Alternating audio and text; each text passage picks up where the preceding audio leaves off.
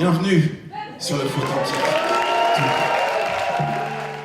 Vendredi soir, Tété, conteur d'histoire et guitariste hors pair, est venu ensoleiller l'espace culturel avec la présentation de son nouvel album Faux-Authentique. Le Faux-Authentique, c'est le faux certifié conforme. Pourquoi ? Parce que je crois que je suis joueur.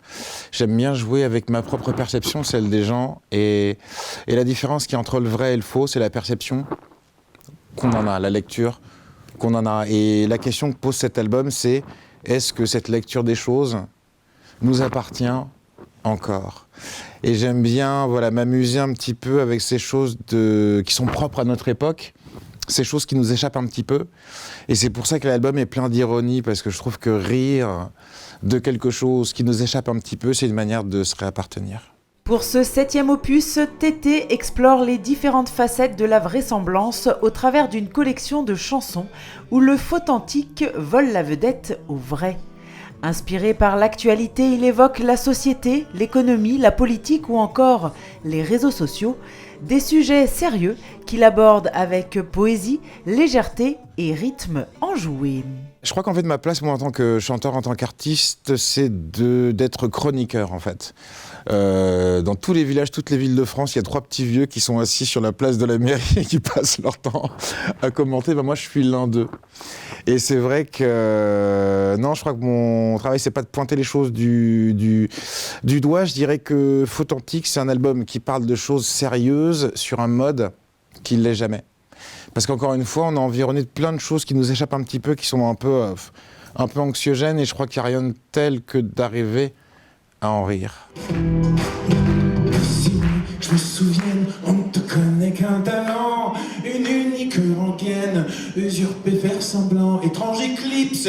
Oh, l'idée du faux-authentique, n'importe en pratique, je le vois.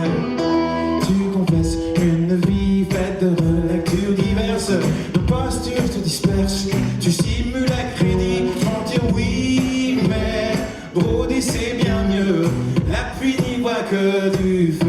Allez, qui simule, tu falsifies, la modestie le doute, l'intelligence le talent, simule, tu mimes, la poésie des grands, l'élégance et le défi, comme autant des faussaires de Jésus.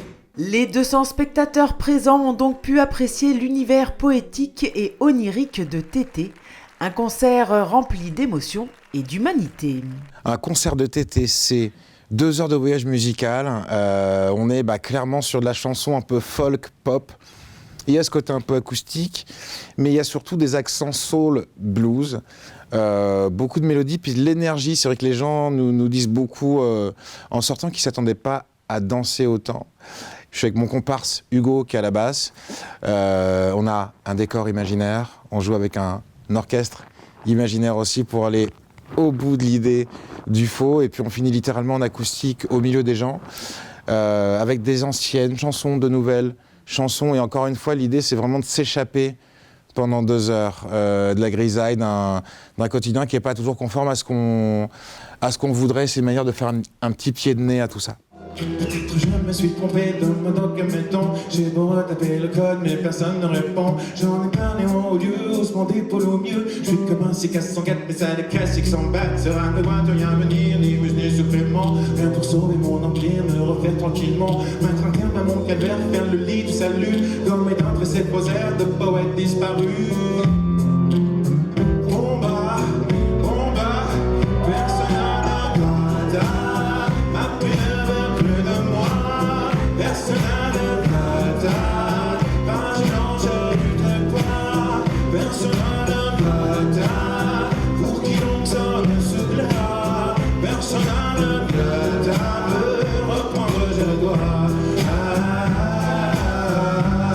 Sous pesé pour l'emploi. Tété apprécie particulièrement le côté intimiste des petites salles. C'est pour lui l'occasion de rencontrer et de chouchouter son public pour partager avec lui des moments particuliers. Ça lui rappelle ses débuts dans la musique. D'ailleurs, pour clôturer en beauté ce concert, il est descendu de scène pour rejoindre les spectateurs.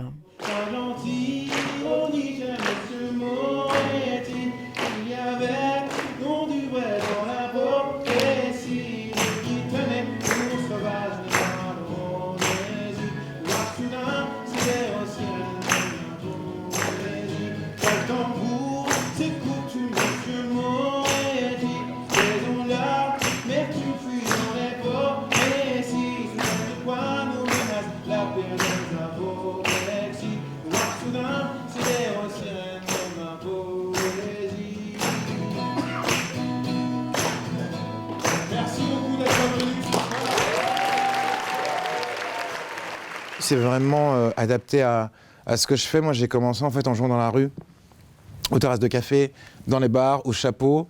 Et donc, j'ai toujours eu l'habitude en fait de jouer sur le même plan que les gens, de pas être sur une scène et de jouer vraiment à hauteur d'yeux.